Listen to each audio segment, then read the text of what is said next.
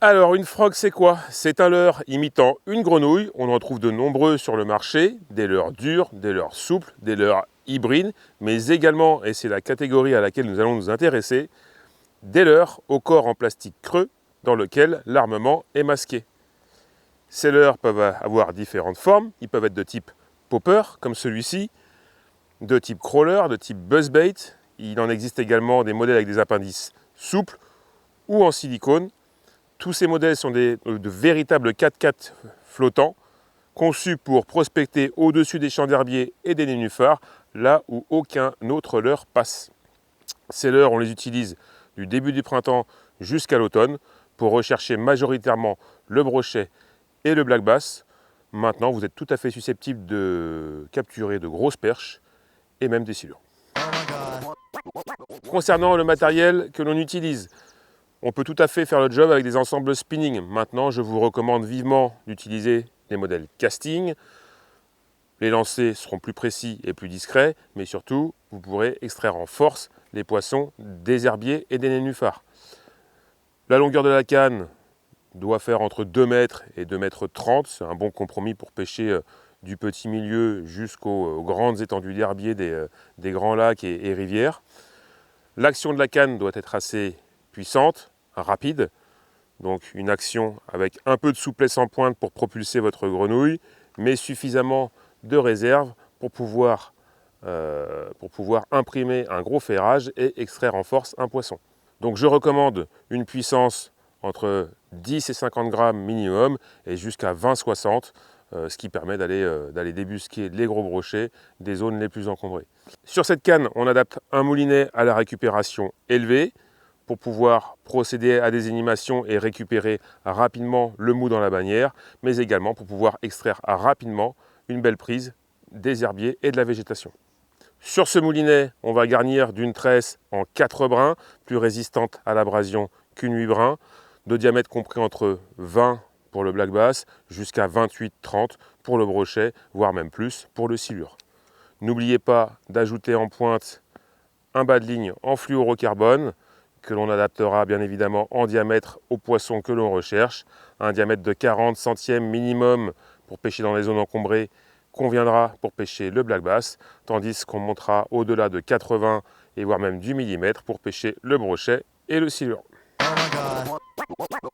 Concernant le raccord de la frog à votre bas de ligne, on ne raccorde jamais la grenouille avec une agrafe.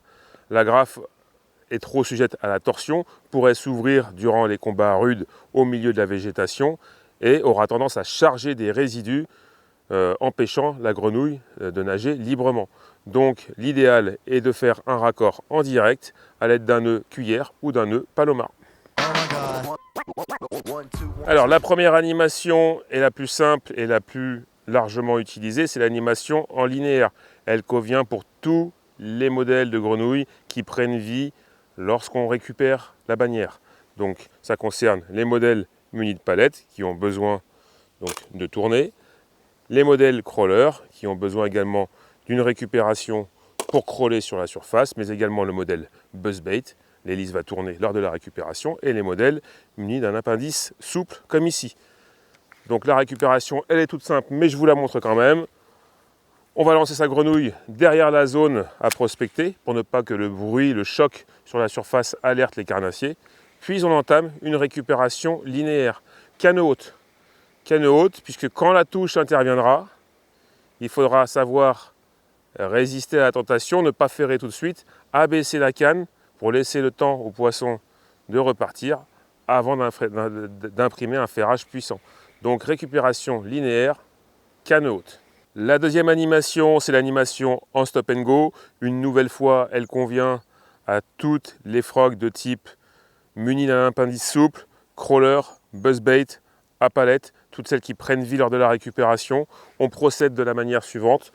On lance sa grenouille derrière la zone à prospecter, on entame une récupération linéaire, puis à chaque trouée, à chaque zone que vous jugez intéressante, on marque une pause qui peut être plus ou moins longue selon l'activité et l'agressivité des poissons. Vous pouvez ponctuer cette pause de petits tremblements sur place pour donner vie à votre grenouille sans la faire avancer. avant de reprendre votre récupération.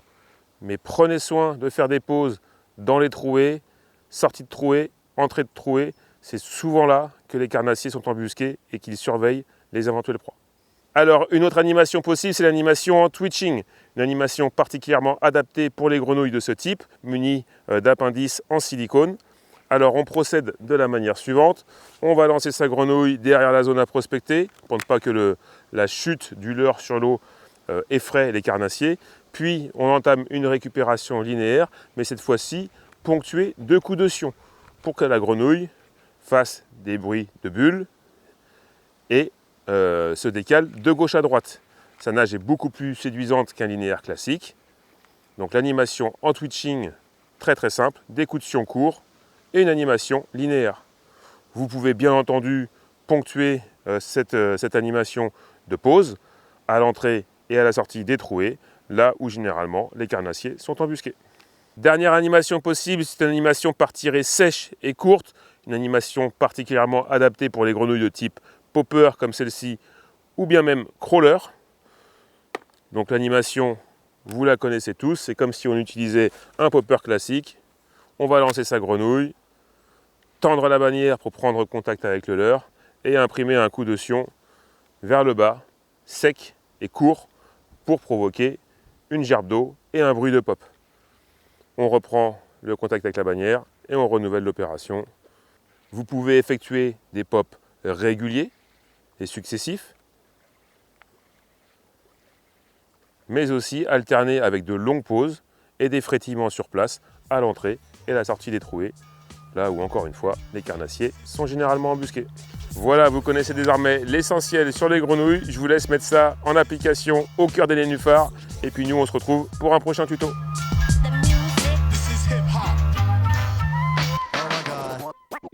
One, two, 1, 2.